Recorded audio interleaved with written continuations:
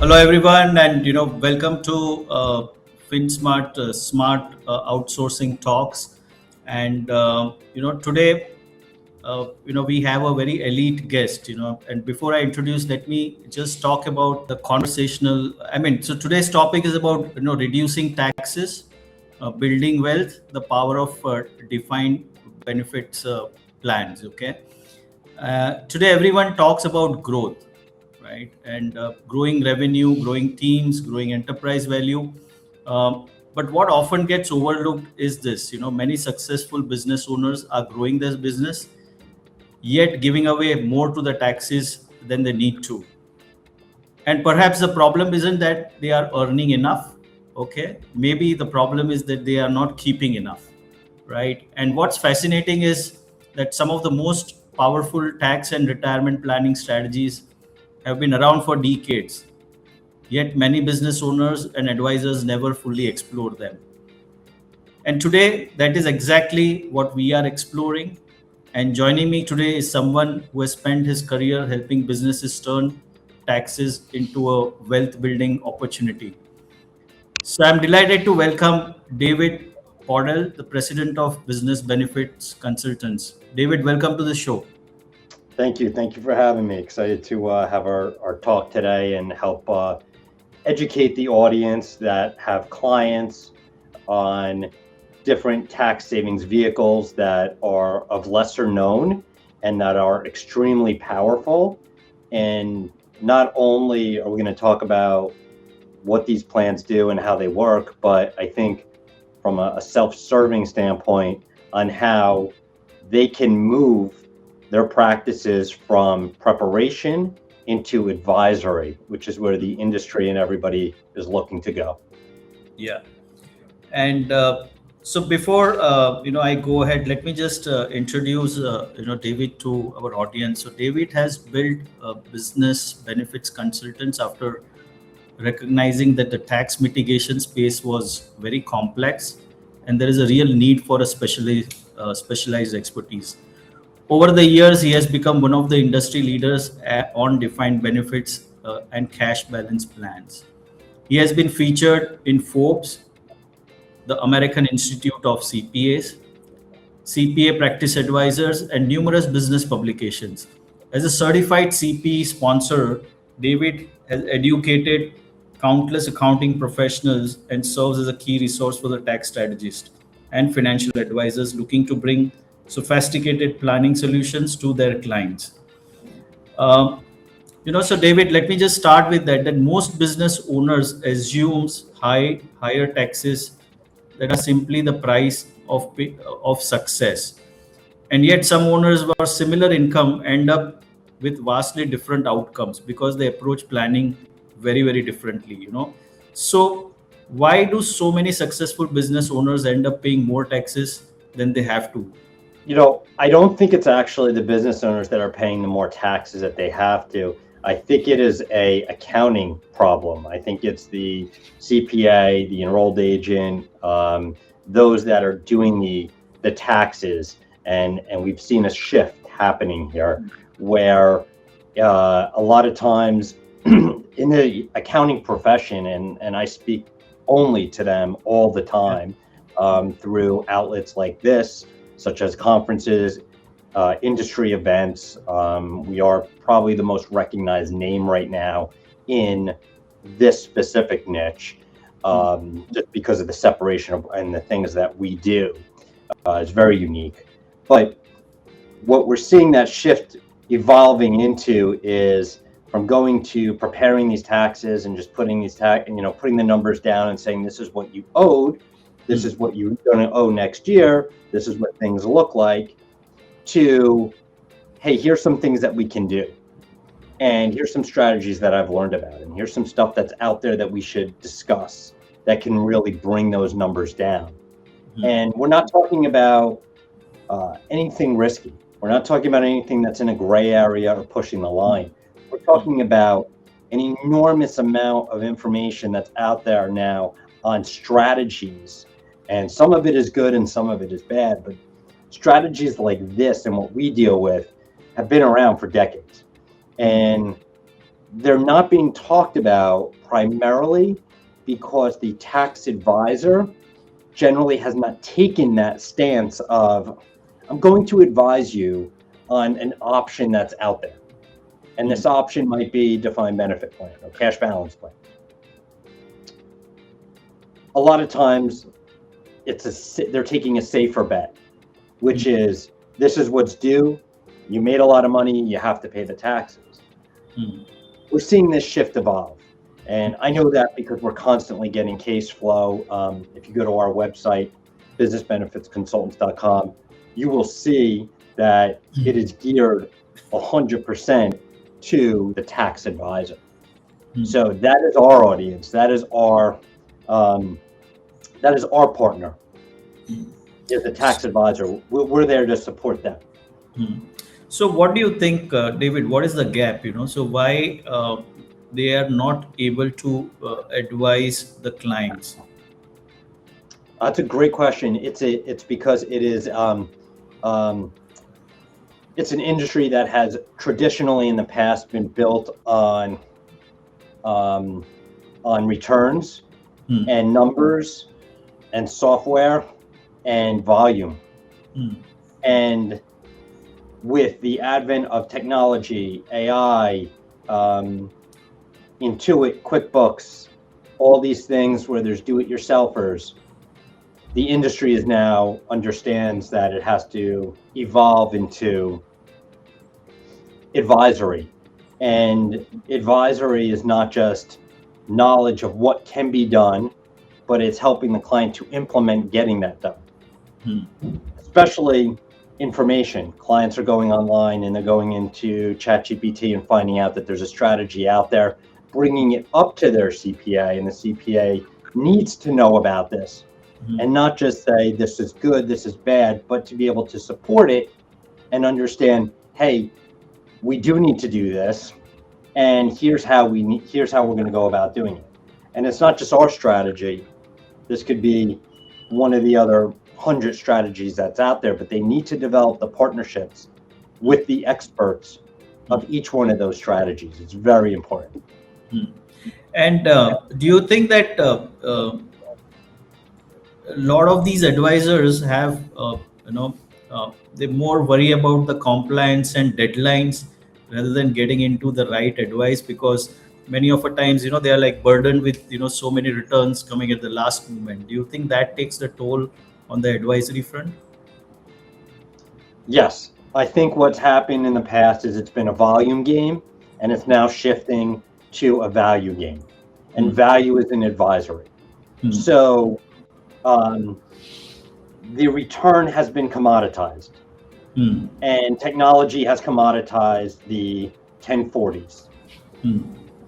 And there's been ways to build a business and make money on doing 3,000 returns, 5,000 returns. Outsourcing is a great way to do that, right? It shouldn't go away. Right. But you also have an opportunity as a CPA to turn your practice into an advisory practice and go and find in those 5,000 people, those that have successful businesses, that are paying a lot in taxes, that are asking you for additional help on getting strategies in place or reducing what they owe to the IRS. So outsourcing is such an amazing space because it allows them to be able to do what they're doing, not have to give that up, and then go and focus on those that they want to create retainer agreements with, quarterly reviews, get annual fees. We even pay CPAs fees for consulting because we need their time. We need coordination of W-2. We need coordination of the benefit and helping to calculate how that's going to reduce the client's taxes. We need CPAs on meetings. This is an advantage for any tax advisor because our strategy automatically pushes them into an advisory space, whether they want to be in it or not. They've now advised, they're now involved more, which adds to bigger referrals, more referrals, and shows that they have a unique perspective on things rather than just filing those taxes. So it does allow them to do both. And David, what is the point when an experts like you come into the picture? When CPAs are advising their clients, So we come into the picture when there's a situation where someone says they have a business or they're a solo or they just have high income and they qualify for this kind of strategy. What happens is the clients that we deal with and the cases that we get are the ones that the $70,000 doesn't move the tax needle. They need $100,000. They need $300,000. They need $800,000. They need much bigger deductions that are 10 times higher than what those things allow. Those are traditional retirement plans. Defined benefit and cash balance allows you to put away a number that is significantly higher than that number. Our average savings to a client is $100,000 in tax savings per year. That's our average. It's generally not that much lower. A lot of times it's much higher, but the average is $100,000. So it's 6 figures in tax savings. So if somebody has a liability to the IRS every year of $50,000, we're not something to look at. But if they owe a lot more than that, double that, triple that, 5 times it, that's where we come into play. So this is for the business owner, the entrepreneur, the 1099, that's large. There's a million different industries. This is not one industry. But when you think about a 401k that has a cap, this allows you to go and blow off that cap and put in huge amounts, up to $1 million plus. So that is what defined benefit and cash balance is. And it should be explained in that simple form rather than trying to get very complex with it, because the complexities become irrelevant when you realize at the surface what the problem is. And the problem that we're solving for is, am I paying optional and unnecessary taxes? And most business owners are. Yeah. We call those optional and unnecessary taxes because using tax strategies, they get removed.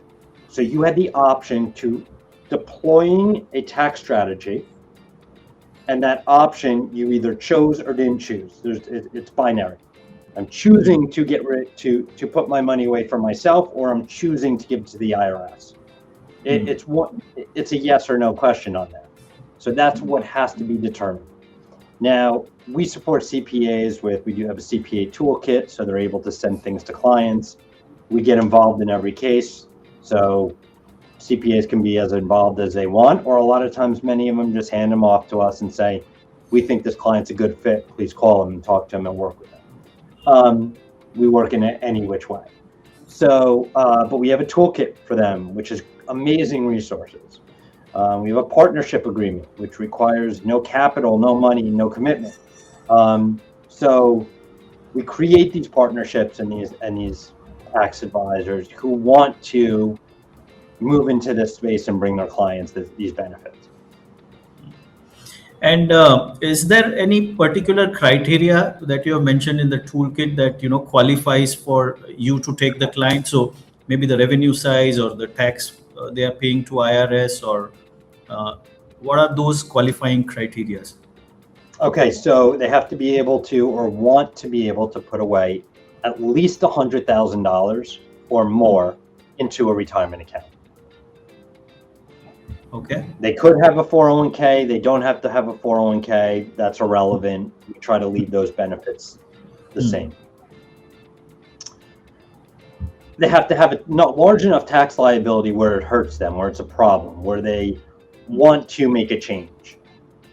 We get a lot of clients that are thinking about this, want to look into it, but they're not sure. The problem's not severe enough. It's severe when they're constantly paying 6 figures in taxes.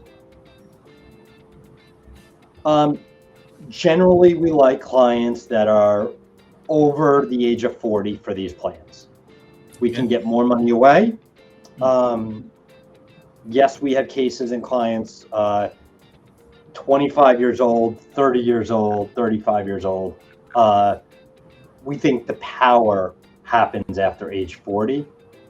We get a lot of cases that are closer to that 55 to 65.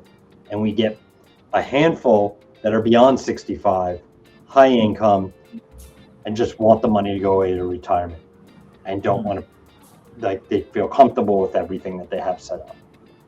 So it's all over the map. But profiling wise, we try to work backwards and solve for what is your tax liability.